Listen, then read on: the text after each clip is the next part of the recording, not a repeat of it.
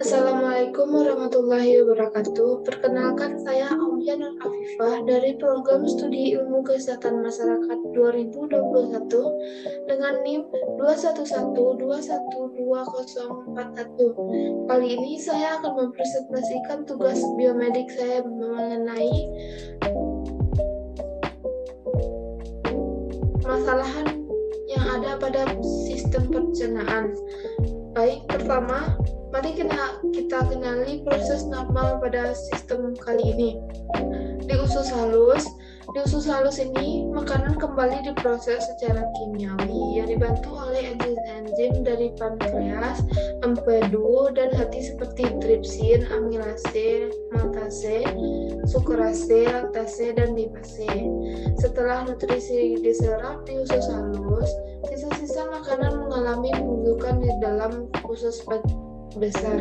Selain pembusukan, di dalam usus besar juga air diserap sehingga sisa-sisa makanan siap diubah menjadi feses atau kotoran. Jika terjadi infeksi pada usus besar, inilah yang menyebabkan adanya penyakit IBS atau Irritable Bowel Syndrome atau gangguan pada usus besar kronis. Nah, apa sih IBS itu? Irritable Bowel Syndrome atau yang lebih dikenal dengan IBS adalah salah satu penyakit gastrointestinal fungsional. Irritable Bowel Syndrome memberikan gejala berupa adanya nyeri perut, distensi, dan gangguan pola defekasi tanpa gangguan organik. Nah, secara umum IBS menimbulkan 4 pola gangguan saluran cerna, yaitu yang pertama adalah IBS-D dengan gejala yang paling menonjol adalah diare. Kedua adalah IBS-C dengan gejala yang paling menonjol adalah konstipasi atau sembelit. Ketiga adalah IBS-IM dengan gejala campuran diare dan konstipasi. Keempat adalah IBS-U dengan gejala tidak khas dan tidak bisa diklasifikasikan. Gejala lain yang bisa muncul saat seseorang mengalami IBS dapat berupa yang pertama adalah sakit perut yang biasanya mereda setelah buang air besar atau BAB. Kedua, tidak bisa menahan keinginan BAB. Ketiga, mual dan muntah. Keempat, BAB berlendir. Kelima, sering bersendawa atau kentut. Keenam, mudah lelah. Ketujuh, nyeri punggung. Kedelapan, cepat kenyang. Kesembilan, nafsu makan menurun. Kesepuluh, terakhir, rasa panas di dada dan penyakit asam lambung. Apa sih penyebab IBS tersebut? Belum diketahui secara pasti, namun munculnya keluhan dan gejala IBS diduga berkaitan dengan gangguan pada saluran cerna, termasuk gangguan pergerakan dan kontraksi otot, gangguan pada sistem saraf, peradangan, infeksi, dan perubahan keseimbangan flora normal di usus. Selanjutnya, tidak ada pemeriksaan khusus untuk mendiagnosis IBS. Tetapi, dokter perlu melakukan pemeriksaan lanjut untuk menyingkirkan penyebab yang lain.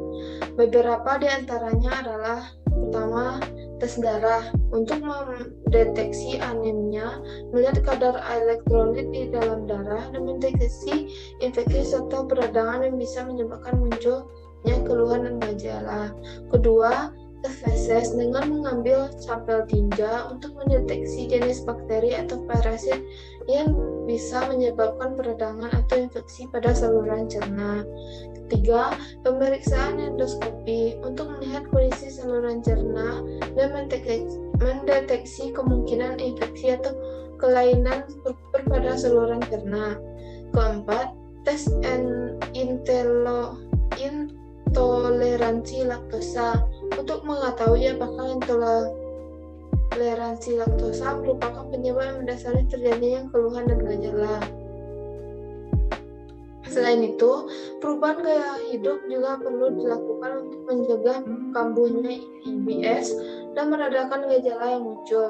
Perubahan gaya hidup yang dimaksud meliputi tidur cukup, makan tepat waktu dan tidak merokok, mengkonsumsi makanan dengan porsi kecil, mengurangi konsumsi alkohol, kafein, dan minuman soda, tidak makan makanan berlemak dan makanan kaleng, minum air putih paling tidak 8 gelas dalam sehari, mengkonsumsi buah dengan porsi yang cukup, mengunyah makanan dengan perlahan dan tidak terburu-buru, menjalani psikoterapi termasuk terapi perubahan perilaku atau hipnoterapi, melakukan olahraga secara rutin seperti senam aerobik, jalan cepat atau bersepeda. Terakhir, mengelola stres dengan cara yang positif, misalnya dengan meditasi atau yoga.